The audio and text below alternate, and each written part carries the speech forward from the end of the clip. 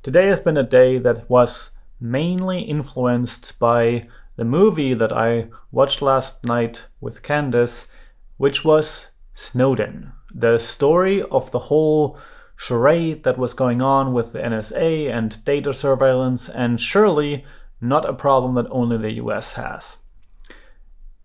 But the results of that and whatever was going on in my brain today, that is what I want to talk about today. But first, I want to kind of show you where it led me and where I worked all day, because it ain't pretty. Basically, all day was spent sitting on my computer in the console, looking at different terminal windows and commands and running some code and stuff. But as I've learned recently, I sometimes just have to accept my little off-goings in different directions, because that is how I learned to begin with. When I was really young, I just did certain things, followed tutorials, and learned something new. And today was one of those days, and I would like to kind of like explore a little more of what I was doing on my computer, why I am doing it, and also what it all inspired, and a couple of other things that I found out through this whole exploration that started last night in like 1:30 in the morning. But let's go outside to do so. About 2 years too late, but finally I watched the movie Snowden. It probably would have been something that would have been good to watch right when it came out, because the story that was unfolding around that time, or 2 years before that, 3 years before that, is an important one. It's something I think that most of us, myself included, continuously forget completely about.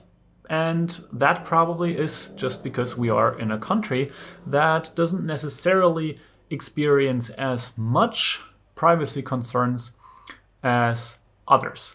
But I want to remind you about a couple of things that happened at that time. The CIA and NSA were practically mass surveilling in the US and just collecting everything they could get their hands on. They had deals with different internet providers, and the information just was flooding in, and they had tools to search pretty much anything, anybody, and had access to a lot of things, apparently. And probably they even had more access than we know about. And I'm not necessarily a conspiracy theorist, but I do believe that there's tools that we don't even know about, and that the public just doesn't have access to yet, because there's so much money in those secret services and the military.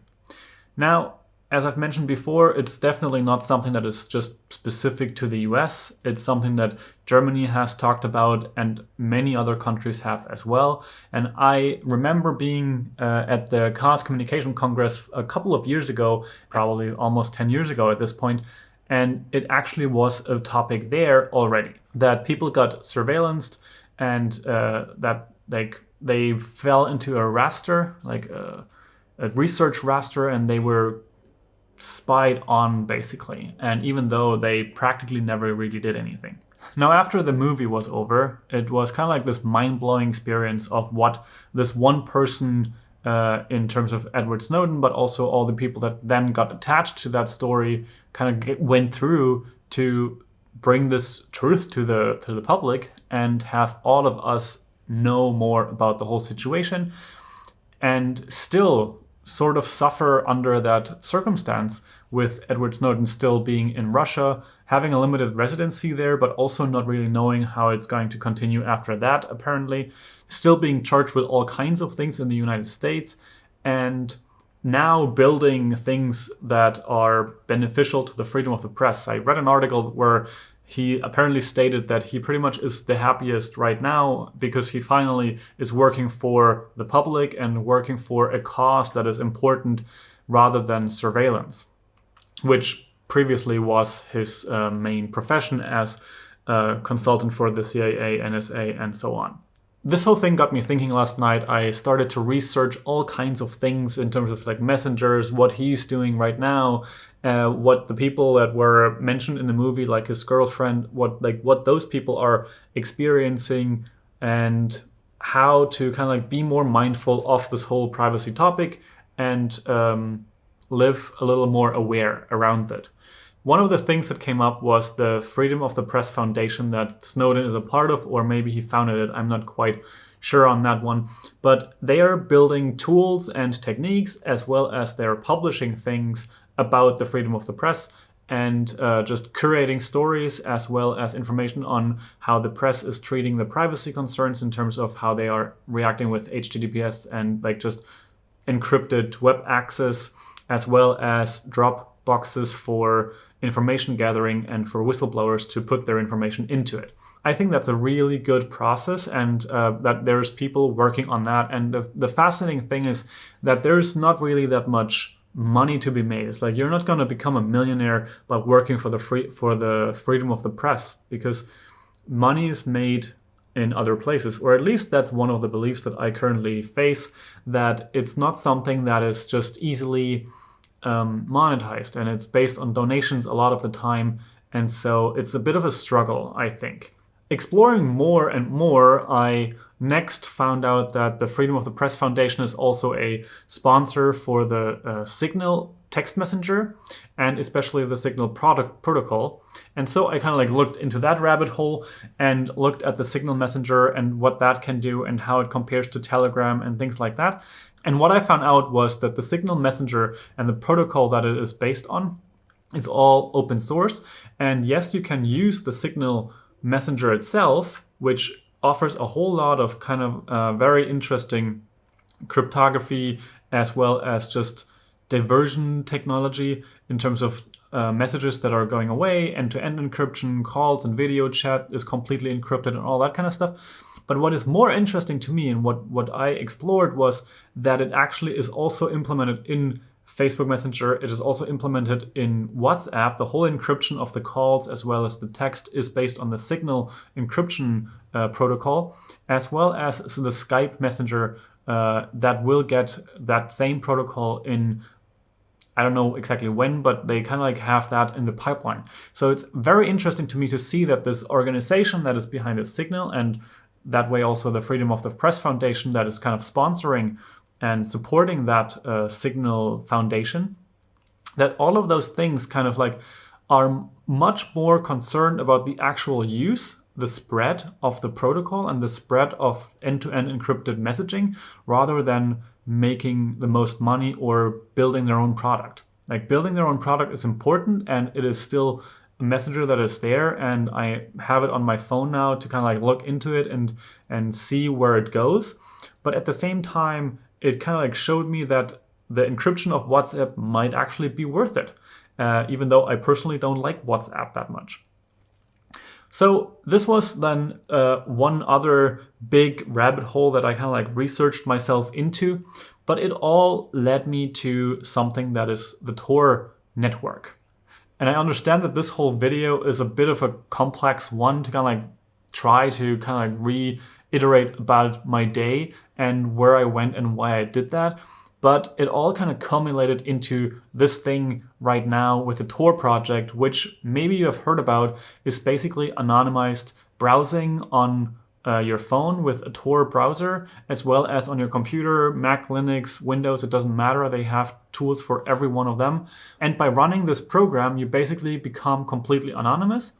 And your browser also tries to keep you more and more anonymous by not telling the website where you are from, by preventing JavaScript execution, by forcing everything into HTTPS instead of normal HTTP. Like everything kind of like all of these aspects technology-wise try to keep you more secure.